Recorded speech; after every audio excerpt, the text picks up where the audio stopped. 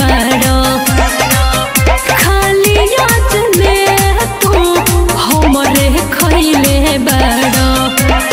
अब हम तोहरा साथे न रहले में दोसर से शादी रचाई।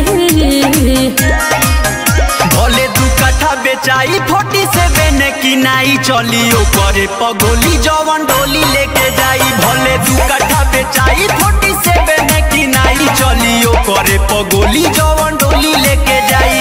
अरे नाना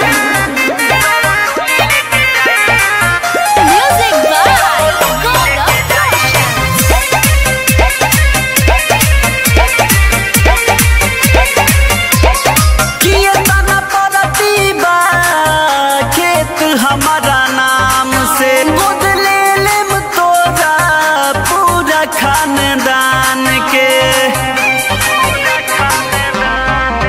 तोहर खाली सुना बड़ बड़ बोलियल बा। तोहर काम बंदूक और गोलियल बा। चुपचाप छोड़ दो हमर कोई पीछा यही में बाटे भलाई। भले 2 कट्ठा बेचाई 47 की नाई चलियो करे पगोली जवन डोली लेके जाई। भले 2 कट्ठा बेचाई 47 की नाई चलियो करे पगोली जवन डोली लेके जाई। हरी का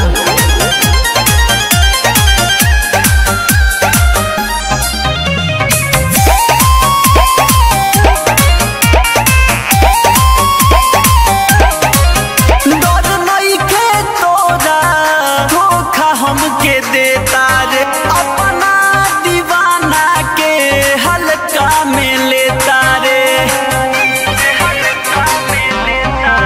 हम तोहरा के बढ़िया से जान लेनी हो। शादियों करे से करे मब ठान लेनी हो।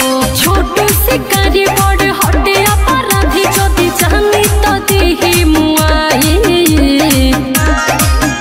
भले 2 कट्ठा बेचाई 47 की नाई चलियो करे पगोली जवन डोली लेके जाई। भले 2 कट्ठा बेचाई